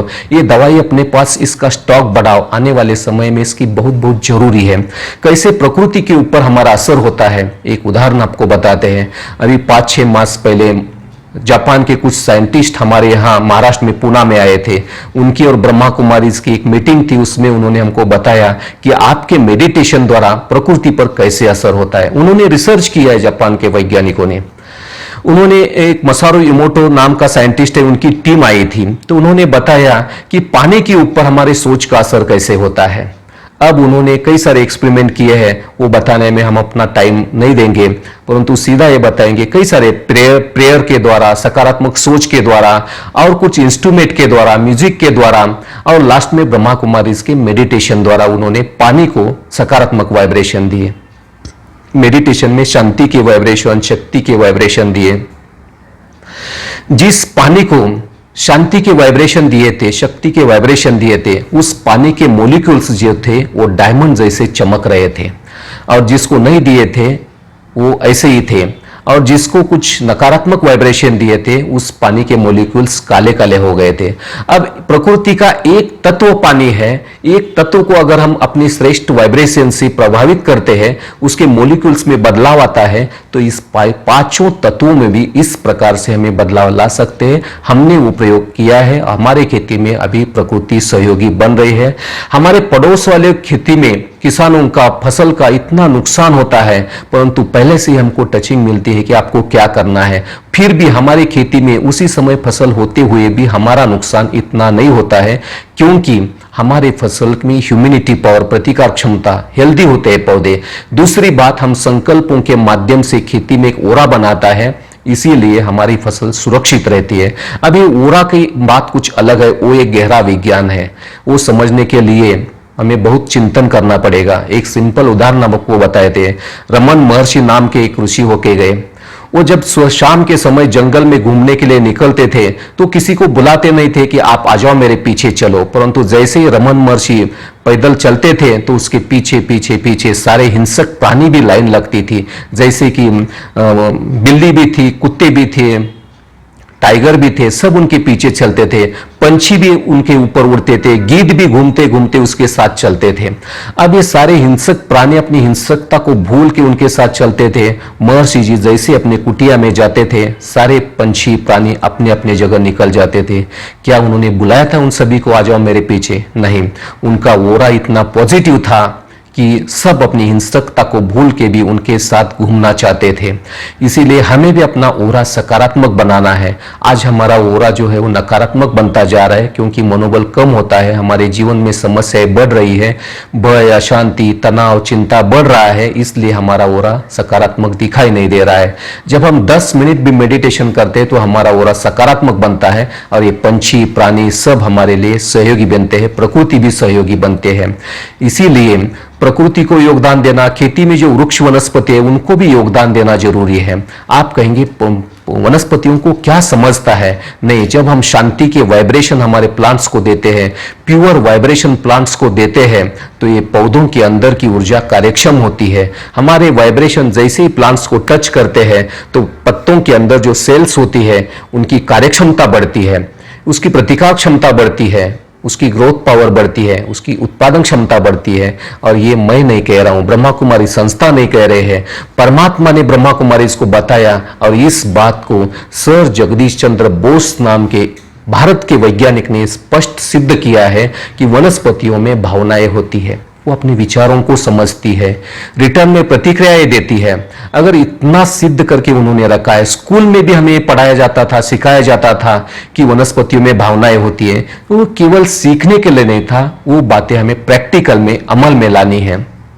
आज जब हम इस बात को अनुभव कर रहे हैं तो पौधे भी हमसे बात कर रहे हैं, इस बात को हम समझ रहे हैं। और आज के इस युग में भी कैलिफोर्निया में एक इंस्टीट्यूट है क्लीव बैक्स्टर नाम से, वहां पे भी यही बात सिखाई जाती है कि पौधों से किस प्रकार से बात करने से पौधों में क्या बदलाव आता है। अब ये पूरा बताने के जितना टाइम हमारे पास नहीं है, परंतु जगदीश चंद्र, आज तो विज्ञान प्रगत है, मशीन के द्वारा इन्होंने सिद्ध किया, परंतु जब विज्ञान के इतने इंस्ट्रूमेंट नहीं थे उस समय भी जगदीश चंद्र बोस जी ने ऑप्टिकल पल्स रिकॉर्डर नाम की मशीन के द्वारा इस बात को सिद्ध किया है कि पौधों के ऊपर हमारी सोच का सीधा असर होता है। और भगवान ने हमें इस संस्था में इस बात को स्पष्ट बताया है कि ये जो बाह्य प्रकृति है, ये जो बाह्य रचना है, इस पर सीधा सीधा हमारे आंतरिक प्रकृति का असर हो रहा है। और आंतरिक प्रकृति मतलब आत्मा की जो ऊर्जा है, शांति, प्रेम, आनंद, इसका असर हो रहा है। अगर हम अंदर से क्रोधित है, अंदर में ईर्ष्या है, घृणा है, नफरत है, तो इसी कारण प्रकृति भी हमसे ईर्ष्या कर रही है, नफरत दिखा रही है। हम अंदर से अगर शांति प्रेम से भरपूर होते हैं तो प्रकृति भी हमें उसी प्रकार से रिप्लाई दे रही है, देती है नहीं, दे रही है। हम किसान, हजारों किसान इसकी अनुभूति कर रहे हैं। इसलिए हमें अपनी आंतरिक प्रकृति को अगर शुद्ध बनाना है तो भारत का प्राचीन योग जो मूल सिद्धांत है उसकी बहुत बहुत जरूरी है। तीसरी बात, जब हम पौधों से बात करते हैं, आप कैसे हो, आपको क्या आवश्यकता है, ये मन की बात है, मुख से करने की जरूरत नहीं है। यहाँ पौधे उसका रिप्लाई देते हैं। आप मार्केट में किताब मिलते, पढ़ो, अगर आपको विश्वास नहीं है तो ये उसका नाम है जॉर्ज वॉश, एक था कार्वर नाम से किताब है, हर भाषा में मिल रही है आजकल। तो वो किताब पढ़ो, उसमें कैसे उस समय की बात है, वो 19वीं सदी की शुरुआत में उन्होंने, जब मनुष्य मूंगफली और आलू को अपने आहार में टच भी नहीं करता था, तब कार्वर जी ने सामने से जब वो जंगल में घूमता था तो उन्होंने देखा कि मूंगफली और आलू को सूअर ने उकेड़ कर फेंका था। उन्होंने सीधा सीधा सवाल पूछा कि क्या आपका जन्म केवल सूअर के लिए है, आप मनुष्य के लिए कुछ नहीं दे सकते हैं? तो उस पौधों ने उसको टच किया कि हाँ, आप भी मुझे अपने जीवन में यूज कर सकते हैं। अब वो कैसे करना है वो उन्होंने उन पौधों से पूछा और फिर उन्होंने स्निग्ध पदार्थों का निर्माण किया। और फिर जब फर्स्ट वर्ल्ड वॉर चल रहा था तो उस युद्ध में लड़ने वाले जवानों के लिए खाने के लिए नहीं मिलता था, तब उन्होंने इन स्निग्ध पदार्थों को वहां बोतल में भर के भेजा, तब उन्होंने युद्ध करने में उनको एनर्जी मिली। इतनी बड़ी हिस्ट्री इसके पीछे है। और जब कार्वर जी को लोग पूछते थे कि पौधे आपसे ही क्यों बात करते हैं, तब उन्होंने एक ही जवाब दिया था कि सबसे बात करते हैं, जरूरत है हमें उन पेड़ पौधों से, उन धरती माँ से स्नेह और प्यार का रिश्ता जोड़ने की। अब ये स्नेह और प्यार क्या है? ये तो आत्मा की शक्तियां है, ये शरीर की शक्तियां नहीं है। अगर शरीर में स्नेह है, शरीर में प्रेम है, तो व्यक्ति जब शरीर छोड़ता है, आत्मा जब शरीर छोड़ती है तो उसको जलाते नहीं होंगे, उसको रखना चाहिए जरूर। परंतु ये शक्ति, स्नेह, प्रेम आत्मा का स्वधर्म नहीं है, शरीर का स्वधर्म नहीं है, आत्मा का स्वधर्म है। और इन्हीं प्रेम को, इन्हीं स्नेह को अगर बढ़ाना है तो स्नेह के सागर से हमें कनेक्शन जोड़ना जरूरी है। अब ये पौधों के साथ जब हम बात करते हैं, खेती में वार्तालाप करते हैं, तो खेती में जो कीट आती है उसके लिए भी ब्रह्मा कुमारी बहनों ने हमें बहुत अच्छा अध्यात्म सीखा है। जो भी कुदरत ने कीट निर्माण की है, पशु पंछी प्राणी हैं, उनके लिए भी उनका भी कुछ हिस्सा है। जैसे हमें अपने वडिलोपार्जित खेती मिली है, बाप दादा से मिली हुई है या खरीद के लिए है, ऐसे इन पशु पंछियों के नाम से कोई अलग खेती नहीं है। पहले थी, जंगल में वो रहते थे, कुछ सहयोग देते थे, परंतु उनका जो रहने का स्थान था जंगल, उसी को ही हमने नष्ट कर दिया है। अब वो बेचारे जाएंगे कहाँ? आएंगे तो अपने ही खेती में आएंगे। इसीलिए अगर उनके आश्रय स्थल को आप बढ़ाना चाहते हैं तो अपने बांध के ऊपर कुछ पेड़ पौधे लगाना जरूरी है, जिसका हम अभी आपको एक वीडियो दिखाएंगे, कैसे हम किसानों ने अपने खेती में जैव विविधता की पालना कर रहे हैं। और ये जैव विविधता अगर प्राकृतिक खेती करना है तो जैव विविधता के माध्यम के बिना संभव ही नहीं है, बिल्कुल संभव नहीं है। ये पंछी, ये प्राणी, ये कीड़े मकोड़े, इसके अलावा हम प्राकृतिक खेती नहीं कर सकते। आज तक हम केवल मारो मारो मारो के विचारों से कीटकों को मार रहे, पंछियों को मार रहे, प्राणियों को मार रहे। जरूरत नहीं है, ये सब हमारे सहयोगी है। कैसे हम सहयोगी बन रहे हैं देखो आप। खेती में हम जैव विविधता की भी पालना कर रहे हैं, जिसमें खेती के बांध के ऊपर इस प्रकार से वृक्ष लगाना जरूरी है, जिसमें ये बांस का पौधा है, उसके बाजू में बड़ का पौधा है, उसके पीछे करंज का पौधा है। तो इस प्रकार से ये बड़े बड़े बढ़ने वाले जो वृक्ष है उसको हमने पश्चिम दिशा में लगाए हैं, ताकि जोर से बहने वाली हवा को रोक सके। और उसके बाजू में इमली का है, उसके पीछे नीम का पौधा है। ये सारा जंगल टाइप हमने मिक्स पौधों का लगाया है, जो खेती के लिए भी उपयुक्त है। जैसे कि करंज के बीज को कूट कर उसका तेल निकाल के खेती में यूज कर सकते हैं, नीम के पत्तों का यूज कर सकते हैं। और ये जो बर्ड है, पीपल का सामने दिखाई दे रहा है, उसके नीचे नीम का है। तो ये सारे पौधे खेती के लिए, पंछियों को बैठने के लिए बहुत ही लाभदायक है। इसमें छोटे छोटे पंछी भी आके अपना घोंसला बनाते हैं। सुबह से शाम तक वो खेती में से कीट को खत्म करने में सहयोगी बनते हैं। इसी के बीच में हमने एक छोटी सी कुटिया बनाई है। इस कुटिया में हम जब भी खेती में आते हैं तो पहले 5 मिनट 10 मिनट बैठ कर ध्यान करते हैं। खेती में जो भी लेबर आते हैं वो भी यहाँ बैठ के पहले 5 मिनट ध्यान करते हैं, और उसके बाद खेती में जो भी कर्म आरंभ करना है उसकी शुरुआत करते हैं। ये कुटिया बनाना जरूरी है ऐसे नहीं है, परंतु पेड़ पौधे लगाना बहुत जरूरी है। और ऑर्गेनिक फार्मिंग में, शाश्वत खेती में इसका बहुत बहुत इम्पोर्टेंट है। बिना पेड़ पौधे, बिना इस प्रकार से जैव विविधता की पालना किए बिना ऑर्गेनिक खेती संभव नहीं है। इसीलिए पेड़ पौधों का लगाना भी बहुत जरूरी है। इस प्रकार से जब खेती में काम करने से पहले लेबर भी 5-10 मिनट करते हैं तो उनकी कर्म कुशलता बढ़ती है, थकान नहीं होती है, उमंग उत्साह बढ़ता है, आनंद बढ़ता है। और हम बहुत प्रयास करते हैं कीट कंट्रोल करने के लिए, जैव विविधता के लिए, परंतु जब बाजू में इस प्रकार से वृक्ष थे, यहाँ जामुन है, वहाँ विलायती इमली है, ये बादाम का है, औदुंबर का है, तो ये सारे वृक्ष क्या करते हैं, जैव विविधता की पालना करने के लिए बहुत सहयोगी होते हैं, वायुमंडल को शुद्ध बनाते हैं। और खेती में भी हमने मिक्स क्रॉप पद्धति को अपनाया। यहाँ आप सामने गन्ने की फसल देख रहे हो, इसके बीच में हमने मूंगफली ली है, ये नीचे वाली मूंगफली के बीच में मूंग का भी लिया है थोड़ा मिक्स। अभी ये जो गन्ना है वो केवल 3 मास का है, तो 3 मास में इतनी अच्छी फसल आई है। ये इस प्रकार से जैव विविधता की पालना करने से बहुत अच्छा रिस्पॉन्स मिलता है। उस तरफ बाजू में छोटे छोटे पौधे दिखाई दे रहे हैं, उसमें जो दशपर्णी अर्क के लिए उपयुक्त है वो सारे पौधे हमने लगाए, जिसमें कनेर है, सीताफल का है, पपीता का है, और निर्गुडी का है, धतूरे का है, मतलब टनटनी का है, वनेरन जट्रोपा का है। इस प्रकार से जितना भी पौधे चाहिए वो सब बांध पे रखा है, तो ये शाश्वत हो गया। मतलब इसी को, पत्ते को लेकर हम दशपर्णी अर्क बनाते हैं। कभी कभी खेती में जो घास फूस आते हैं उसकी भी खाद बना के खेती में डालते हैं। तो इस प्रकार से जैव विविधता की पालना करना बहुत जरूरी है। इसके बाद ये करना ही क्यों है? देखो, बहुत गहरा कनेक्शन है हमारा सोच का प्रकृति के साथ, व्यक्ति के साथ, इतना गहरा संबंध है। जैसे हमारे बॉडी के ऊपर असर होता है, कभी कभी हम सुस्त होते हैं, डिस्टर्ब होते हैं, तो सुन्न होके बैठते हैं। ऐसे समय पे कोई समझो अपने मनपसंद गीत हम सुनते हैं तो तुरंत हम आनंदित होते हैं, उत्साहित होते हैं और हमारा उत्साह बढ़ता है। उस समय कोई हमें इंजेक्शन नहीं देता है, फिर भी हम उत्साहित होते हैं। क्यों? क्योंकि हमारे मनपसंद का गीत जैसे ही सुनते हैं तो हमारे बॉडी के हार्मोन्स क्रिएट होते हैं। ठीक इसी प्रकार जमीन के अंदर जो जीवाणु होते हैं उनकी कार्यक्षमता बढ़ती है, फसल के अंदर, पत्तों के अंदर जो सेल्स होते हैं उनकी एक्टिविटीज बढ़ती है, कार्यक्षमता बढ़ती है। और बहुत कुछ गहरा विज्ञान वृक्षायुर्वेद में लिखा हुआ है। आज जितने भी समाज में जो भी खेती पद्धति सिखाने का प्रयास चल रहा है उन सभी ने नाम अलग अलग रखा है, परंतु ये सारे वृक्षायुर्वेद की ही बातें हैं और कहीं पे नहीं लिखा है। केवल वृक्षायुर्वेद नहीं है, गीता में जाके देखो, गीता में स्पष्ट लिखा है अन्न की निर्मित किन विचारों से होना जरूरी है। 4 अध्याय में लिखा हुआ है। तो आज अगर हमारी सकारात्मक सोच होती है तो उसका क्या परिणाम मिलते हैं, नकारात्मक सोच होती है तो क्या परिणाम मिलते हैं, गीता में लिखा हुआ है। केवल गीता में नहीं, कुरान में भी लिखा हुआ है। अल्लाह के याद की खेती, किस कोने में जाके किस प्रकार से हम नमाज बोलते हैं तो उसका क्या असर होता है, कुरान में लिखा हुआ है। बाइबल में लिखा हुआ है धरती माँ के साथ, पेड़ पौधों के साथ स्नेह प्यार का रिश्ता किस प्रकार से हम जोड़ते हैं, तो पौधे, प्रकृति हमें कैसे सहयोग बनती है, ये बाइबल में लिखा हुआ है। धम्मद में लिखा हुआ है खेती में ब्रह्मांड की शक्ति का इस्तेमाल करने से क्या फायदा मिलता है। अगर सब धर्मशास्त्रों में इसका उल्लेख है, हमारे महाराष्ट्र में ज्ञानेश्वरी में तो स्पष्ट लिखा हुआ है।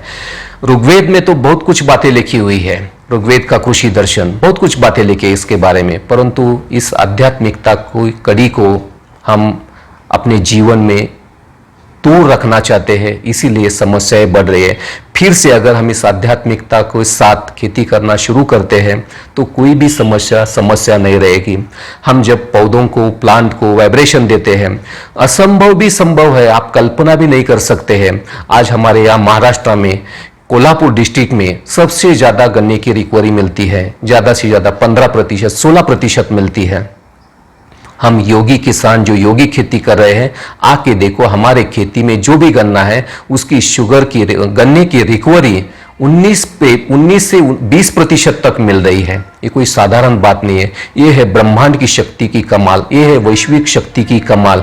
और इन ब्रह्मांड की शक्ति का स्रोत, वैश्विक शक्ति का स्रोत एक परमात्मा है। परमात्मा की शक्तियों की एक कमाल है। परमात्मा कोई ऐसे ही मुख से बोलने की बात नहीं है, उस शक्ति को अपने जीवन में उतारने का ये समय चल रहा है, उस शक्ति को यूज करने का ये समय चल रहा है। वरना आज तक हमने भक्ति में प्रार्थना, जप, तप, व्रत, वैकल्प सब कुछ किया, क्या मिला हमें? दिन प्रतिदिन हम अधोगति की ओर जा रहे हैं। ये किया ठीक है, परंतु इसी के साथ उसकी शक्तियों को भी यूज करना जरूरी है। वो हम कर रहे प्रैक्टिकल में परमात्मा की प्रेरणा से। हम किसी व्यक्ति की मत पर नहीं चल रहे, हम किसी व्यक्ति की मत को अमल में नहीं ला रहे, हम ब्रह्मा कुमारी इसकी मत को अमल में नहीं ला रहे। ब्रह्मा कुमारी बहनें बाल ब्रह्मचर्य, उनके पास प्यूरिटी है, उनका कनेक्शन परमात्मा के साथ बहुत नजदीक का है। परमात्मा जो बातें उनको बताता है, ब्रह्मा कुमारी बहनें हमको सिखाते हैं कि आप इसको करके देखो, आपको क्या बढ़िया परिणाम मिलता है। जब बताते तो हमको हंसी आती है, पर जब करते हैं तो उसके रिजल्ट इतनी अच्छी मिलते हैं कि बात मत सोचो। इसीलिए अभी का जो वक्त है वो मन मत पर मत छोड़ के ईश्वरीय मत पर चलने का समय है। अब जल्दी ही इस दुनिया का परिवर्तन होने वाला है। जल्दी ये भारत स्वर्णिम भारत बनेगा, और स्वर्णिम भारत बनने के लिए हमें भी समय अनुसार खुद को परिवर्तन करना जरूरी है। अगर हम अपने अंदर बाह्य परिवर्तन तो हम करते ही हैं, जैसे बारिश के समय छाता लेते हैं, ठंडी के दिनों में स्वेटर लेते हैं, परंतु आंतरिक परिवर्तन की बात है। आंतरिक परिवर्तन अगर हमें करना है, क्योंकि स्व परिवर्तन से ही विश्व परिवर्तन संभव है, अन्यथा नहीं है। और स्व परिवर्तन अगर करना है, अपने स्वभाव संस्कार का परिवर्तन करना है, तो राजयोग के अलावा दूसरा कोई मार्ग नहीं है जो हम किसान प्रैक्टिकल में करें। ऐसी असंभव बातें भी संभव हमारे किसान प्रैक्टिकल में कर रहे हैं। जिस कीट को कंट्रोल करना मुश्किल होता है, जिस वायरल इंफेक्शन को कंट्रोल करना मुश्किल होता है, जिस उपज को उत्पादन बढ़ाने के लिए मुश्किल होता है, वो सब बातें हम प्रैक्टिकल में कर रहे हैं। आज 2-3 दिन में आप सीखोगे कि कैसे वैल्यू एडिशन के आधार से हमारे किसान कितना पैसा कमा रहा है। आज आप लोग गन्ने का रेट कमाने के लिए 2,500-3 हजार तक मिलता है तो हम खुश होते हैं। हमारे यौगिक खेती करने वाले किसान 1 टन गन्ने के लिए 5,500 रुपए प्रति टन भाव कमा रहा है। वो वैल्यू एडिशन के द्वारा उसका गुड़ बनाता है, कई लोग जूस बना के भेज रहे हैं। हर विधि से हमारे अंदर वो क्वालिटीज है, पर हम दूसरों के ऊपर डिपेंड रहना चाहते हैं। गवर्नमेंट की बहुत अच्छी स्कीम निकले वैल्यू एडिशन की, वो बहुत सहयोग देना चाहती है, पर हम उसके लायक बने, हमें वो प्रैक्टिकल में करना है। जब हम करते हैं तो उसके रिजल्ट मिलते हैं, और वो तो दुगुना भाव देना चाहते हैं सरकार, हम तो 4 गुना भाव अभी प्रैक्टिकल में ले रहे हैं। इसलिए आप सभी पहले मेडिटेशन को सीखो। मेडिटेशन में वो जादू है, जो आप करना चाहते हैं वो कर सकते हैं। इतनी ताकत उसमें है, क्योंकि मन की ताकत के आधार से आज तक दुनिया में जो भी जीता है, विज्ञान के जितने भी साधन हैं, ये सब कैसे बने। पहले मन में सोचा, हाँ मुझे ऐसे बनाना है, तब उसको धीरे धीरे धीरे प्रैक्टिकल में उतारने का प्रयास हो गया, और वो साधन तैयार हो गए, सुविधाएं निर्माण हो गई। पहले मन में ही नहीं आता है तो कैसे निर्माण होगा। इसीलिए मन में आप इस ठाम निर्णय ले लो कि मुझे खेती अच्छी तरह से करना है, मैं एक अन्नदाता हूं, मुझे समाज को अन्न खिलाना है, क्योंकि अन्न का बहुत गहरा असर है। समाज में इतनी बड़ी अधोगति हम देख रहे हैं, कितनी सारी बीमारियां बढ़ रही हैं। इसको कोई डॉक्टर रोके न रोके, परंतु मुझे कॉन्फिडेंस है, आत्मविश्वास है कि हम किसान इन बीमारियों से सभी व्यक्तियों को ठीक कर सकते हैं, क्योंकि अन्न में उतनी ताकत है। कहते हैं जैसा अन्न वैसा मन, जैसा मन वैसा तन, सब धर्मशास्त्रों में लिखा हुआ है। फिर भी हमें प्रैक्टिकल में करना है। हम अपने खेती से जो उपज ले रहे हैं उसको कई सारे मरीजों के ऊपर भी एक्सपेरिमेंट कर रहे हैं, और उसके परिणाम भी अच्छे मिल रहे हैं। कई सारे लोगों के स्वभाव संस्कार बदलने के लिए भी हम इस अन्न को अनाज का उपयोग कर रहे हैं, तो उसके भी परिणाम सकारात्मक मिल रहे हैं। इतनी बड़ी जादू हमारे सोच में है, और सोच को अगर बदलना है तो मेडिटेशन बहुत बहुत फायदे से रहे। आप सभी करेंगे ऐसी आशा रखते हुए मैं अपने वारी को विराम देता हूं। आज का ये ई वेबिनार यहाँ समाप्त नहीं हो रहा है, अभी इसकी शुरुआत है। प्रश्नोत्तर का भी सेक्शन है, और उसके बाद भी लगातार आप हमसे जुड़े रहेंगे। खेती कोई एक दिन में ऐसे हाथ में माइक लेके सिखाने से नहीं होगी। समस्या आने हर हालत में, जब समस्या जो अलग आती है उसका निरासन कुछ अलग होता है, तो अनुभवी किसान आपको अच्छी तरह से बताएंगे। आप इसके साथ जुड़े रहेंगे ऐसी आशा रखता हूं। धन्यवाद। ओम शांति। हर उदास चेहरे पर मुस्कुराहट लानी है, आँधियों में आशियाना बनाना है, हर मंदिर में दिया जलाना है, हर खेत में शाश्वत योगिक खेती करनी है। ऐसा नशा हमने पाया बालासुर भाई के वक्तव्य में। उन्होंने ये भी स्पष्ट किया कैसे कृषि आध्यात्मिक विज्ञान है, कैसे हम अपने संकल्पों से बीज का संस्करण करते हैं, कैसे परमात्मा शक्ति से प्रकृति को भी परिवर्तन करते हैं, प्रकृति को अपना मित्र बनाते हैं। बहुत सुंदर रीति से आपने इस विषय को स्पष्ट किया। आपका बहुत बहुत बहुत धन्यवाद। अब हम चलते हैं गुजरात के धरनी की ओर, भ्राता SBS टिकाजी के पास। आप दांतीवाड़ा एग्रीकल्चर यूनिवर्सिटी के फॉर्मर डायरेक्टर ऑफ रिसर्च हैं, पोस्ट ग्रेजुएट स्टडीज के आप फॉर्मर डीन हैं। आपने अपनी कलम से कृषि क्षेत्र को काफी लाभान्वित किया है। राष्ट्रीय एवं अंतर्राष्ट्रीय क्षेत्र पर भी आपके आर्टिकल पब्लिश होते हैं। आप ही वह विशिष्ट व्यक्ति है जिन्होंने शाश्वत योगिक खेती का रिसर्च दांतीवाड़ा एग्रीकल्चर यूनिवर्सिटी में प्रारंभ किया और इस खेती के रिसर्च को आपने प्रमोट भी किया। वर्तमान समय भी कृषि क्षेत्र में योगदान देने के लिए आप तत्पर रहते हैं। आपसे नम्र अनुरोध है, आप अपने ज्ञान युक्त अनुभव युक्त वक्तव्य हमारे समक्ष रखें। ओम शांति। किसान भाइयों, आज हम शाश्वत यौगिक कृषि के विषय में चर्चा करेंगे। जैसे कि आपको विदित है कि हमारे किसान भाई अनादिकाल से खेती करते आ रहे हैं। ये खेती एक प्रकार की प्राकृतिक खेती थी, या जिसे हम परंपरागत खेती भी कह सकते हैं। इस खेती में किसान भाई देसी किस्मों का इस्तेमाल करते थे और उस समय किसी भी प्रकार के रासायनिक साधनों का उपयोग नहीं किया जाता था। खाद में देसी खाद का उपयोग किया जाता था। लेकिन जैसे जैसे उन्नत बीज आए, ऐसी किस्मों का विकास हुआ जो अधिक उत्पादन देने वाली थी। इसके लिए अधिक उत्पादन प्राप्त करने के लिए धीरे धीरे किसान भाइयों ने रासायनिक खादों का उपयोग करना शुरू किया। साथ साथ ये जो किस्में थी, इनमें रोग प्रतिकारक शक्ति कम होती थी, इनमें कीड़े भी अधिक लगते थे। उनकी रोकथाम के लिए किसान भाइयों ने फिर से रासायनिक पदार्थों का इस्तेमाल शुरू किया। आज हम ये देखते हैं कि जो भी खेती हो रही है वो संपूर्ण तरीके से रासायनिक विधि की खेती है, और इसके फलस्वरूप जो परिणाम सामने आए हैं कि जो भी उत्पादन है उस उत्पादन में जहरीले तत्व हैं। ये जहरीले तत्व कई प्रकार की हमारे शरीर में जाकर रोग उत्पन्न करते हैं। आज का जो कंसेप्ट है वो है कि सजीव खेती की जाए। सजीव खेती के ऊपर सरकार का बहुत अधिक ध्यान है और किसान भाइयों ने धीरे धीरे सजीव खेती की ओर अग्रसर हो रहे हैं। अब क्योंकि हम एक शाश्वत यौगिक कृषि के बारे में विचार कर रहे हैं, तो सबसे पहले महाराष्ट्र के किसान भाइयों ने शाश्वत यौगिक कृषि यानी कि बीजों को मेडिटेशन करके उसका उपचार किया और शाश्वत यौगिक कृषि उन्होंने शुरू की।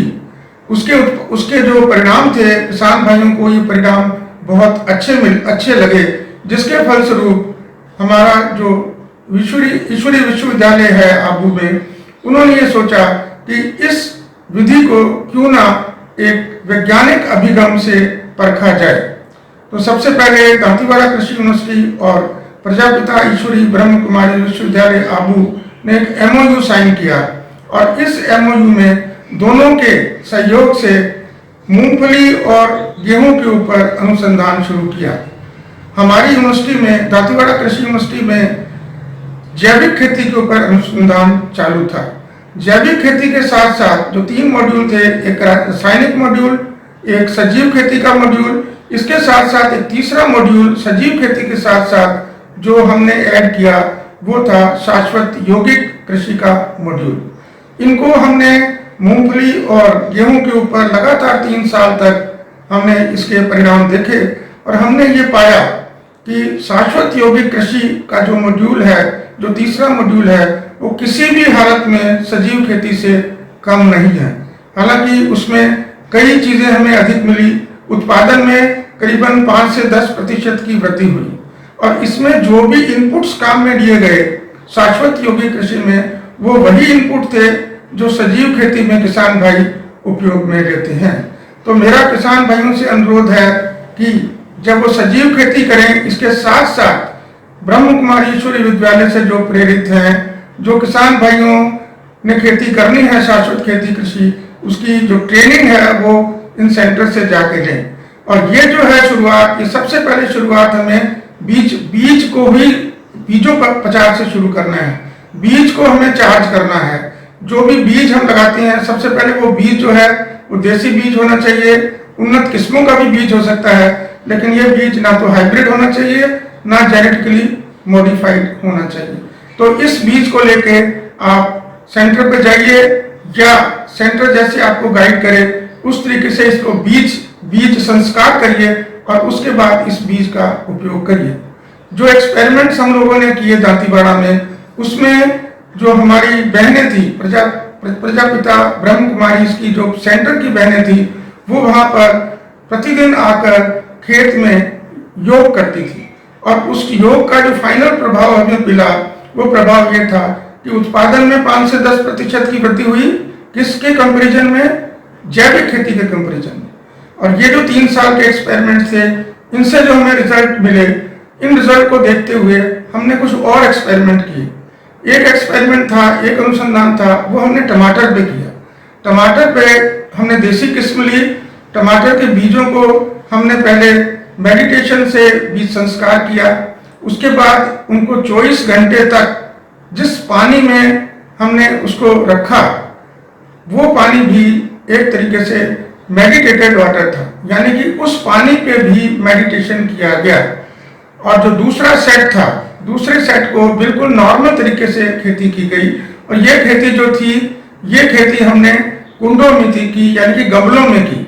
इसका जो एक सेट था, एक सेट पूरा जो हमारा सेंटर पालनपुर में है, उस सेंटर पे जो हमारी बहनें हैं, ब्रह्म कुमारी बहनें हैं, उन्होंने उसके ऊपर प्रतिदिन मेडिटेशन किया, और उससे हमें जो उत्पादन मिला, उस उत्पादन को हमने दूसरे सेट से कंपेयर किया।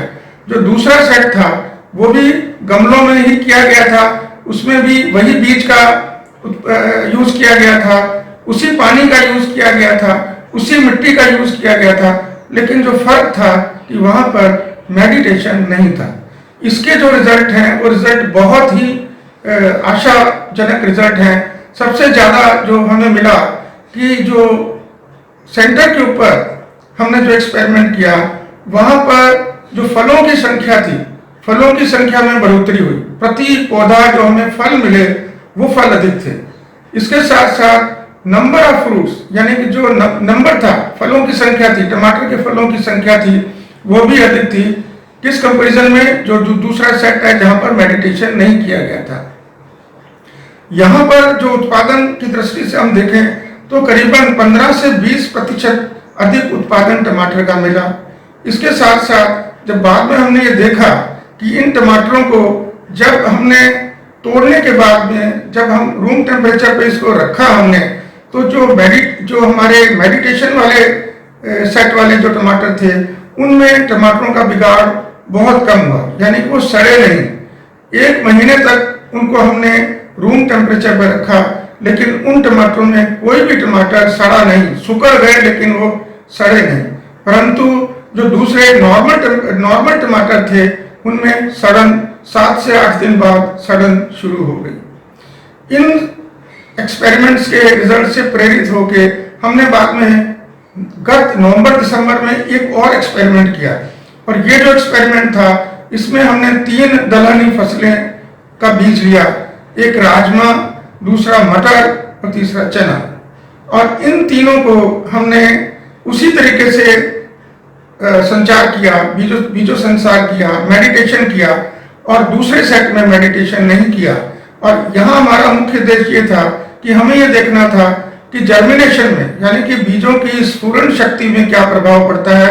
इसके साथ साथ जब बीज उग जाता है, तो उगने के बाद उसकी उगाव में, यानी कि उगने की शक्ति में और उगोत्तरी में, यानी कितना वो बढ़ता है पेट्री प्लेट में, उस पर हमने पूरा अवलोकन लिया गया। और इससे हमें ये पता लगा कि जिन बियारण को, जिस बीज को हमने संचार किया था मेडिटेशन से, मेडिटेटेड वाटर से, और लगातार हमारी बहनों ने जितने 15 से 20 दिन के पीरियड में लगातार इन पेट्री प्लेट्स के सामने 2 से 3 घंटे का मेडिटेशन किया था, और दूसरे सेट में मेडिटेशन नहीं किया गया था, वही पानी का उपयोग था, वही बीज का उपयोग था। इसमें हमने ये पाया कि जो मेडिटेशन वाला सेट था, उसमें बीजों की स्फुरण शक्ति में 10 से 15% की बढ़ोतरी हुई। साथ में उनकी जो स्पीड थी, उसके स्फुरण होने की जो स्पीड थी, जिसको हम इंग्लिश में स्पीड ऑफ जर्मिनेशन कहते हैं, वो भी अधिक था। इसके साथ साथ जो हमने उसकी शूट लेंथ यानी कि उसकी लंबाई, जड़ों की लंबाई और सामने उसकी जो शूट लेंथ थी, उनको हमने जब अवलोकन किया तो हमने पाया कि रूट लेंथ और शूट लेंथ इन दोनों में कम से कम 15 से 25% की बढ़ोतरी हमें मेडिटेशन वाले सेट में पाई गई। तो ये जो 3 एक्सपेरिमेंट पिछले वर्षों में हमने किए, उन एक्सपेरिमेंट से ये प्रूव होता है कि मेडिटेशन का, योग का पौधों पर अति प्रभाव पड़ता है। तो मैं किसान भाइयों को ये कहूँगा कि किसान भाई सजीव खेती करें, सजीव खेती के साथ साथ हम शाश्वत यौगिक खेती करें, यानी कि बीज को जो हम चार्ज करते हैं, बीजोपचार करते हैं, उससे शुरुआत लेकर उसकी पानी देना, उसको निराई करना, गुड़ाई करना, इन सब करते करते हमें मेडिटेशन करते हुए खेतों में हमें शाश्वत यौगिक खेती करनी चाहिए। इस समय मुझे मेरा किसान भाइयों से अनुरोध है कि इसके बारे में अगर उन्हें कुछ अधिक जानकारी लेनी है तो वे अपने नज़दीक के सेंटर में, जो प्रजापिता ब्रह्म कुमारी का नज़दीक से नज़दीक सेंटर है, उसमें जाकर अधिक से अधिक जानकारी प्राप्त करें। मुझे आशा है कि किसान भाई प्रेरित होकर सजीव खेती, शाश्वत से प्रेरित होकर अधिक से अधिक शाश्वत यौगिक खेती अपनाएंगे ताकि उन्हें इसका अधिक से अधिक लाभ मिल सके। धन्यवाद। ओम शांति। बातों बातों में विश्वास बदल जाता है, रातों रातों में इतिहास बदल जाता है। मुसीबतों से मत घबराना, मेहनत से जमीन तो क्या आसमां भी बदल सकता है। ऐसा ही मोटिवेशन हमने पाया भ्राता टीका जी के वक्तव्य में। आपकी ज्ञान युक्त, अनुभव युक्त वक्तव्य ने हमें कृषि के बारे में और रोशनी दी, हमें और जागृत किया, हमें नई नई विधि समझाई, हमें आगे के लिए भी प्रेरित किया। हम तहे दिल से आपका धन्यवाद करते हैं, धन्यवाद करते हैं, धन्यवाद करते हैं। आइए कुछ क्षण हम भी शांति में बैठकर आत्मिक स्वरूप में स्थित होकर उस परम पिता परमात्मा का धन्यवाद करते हैं। मन को एकाग्र कर उनका शुक्रिया करते हैं।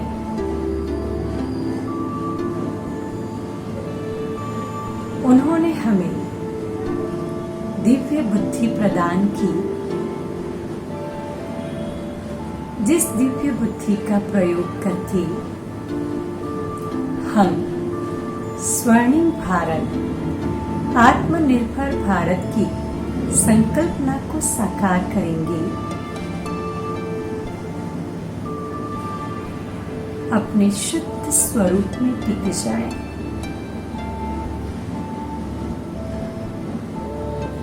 मैं शुद्ध पवित्र आत्मा हूँ।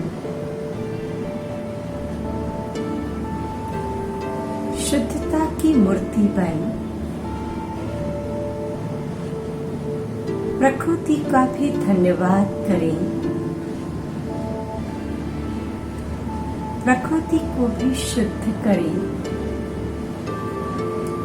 हे प्रकृति देवी, आपका कोटि कोटि धन्यवाद, शुक्रिया। आप हमें जल देती है, धूप देती है। आपकी जमीन पर ही हम कृषि करके अन्न को पाते हैं। आपने हमारे जीवन को सुखदायी बनाया है।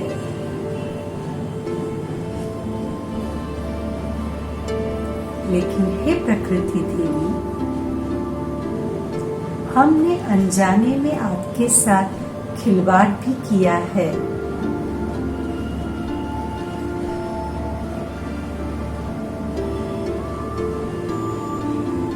हम बहुत गुह्य महसूसता के साथ आपसे क्षमा मांगते हैं। हमें क्षमा करो, माफ कर दो, हमारी सहयोगी बन जाओ। स्वर्ण भारत की सुंदरता आपसे है। सुंदर स्वर्ण भारत की संकल्पना में हमें आपका योगदान चाहिए।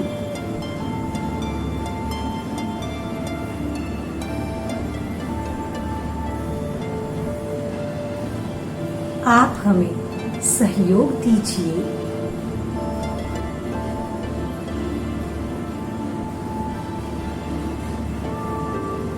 ओम शांति। आप सभी दर्शक भारत के कई कोनों में कहां से इस ट्रेनिंग को ले रहे होंगे। अवश्य ही आज आपने शाश्वत योगिक खेती के बारे में कुछ जाना, कुछ सीखा। अभी तो ये ट्रेनिंग और चलेगी।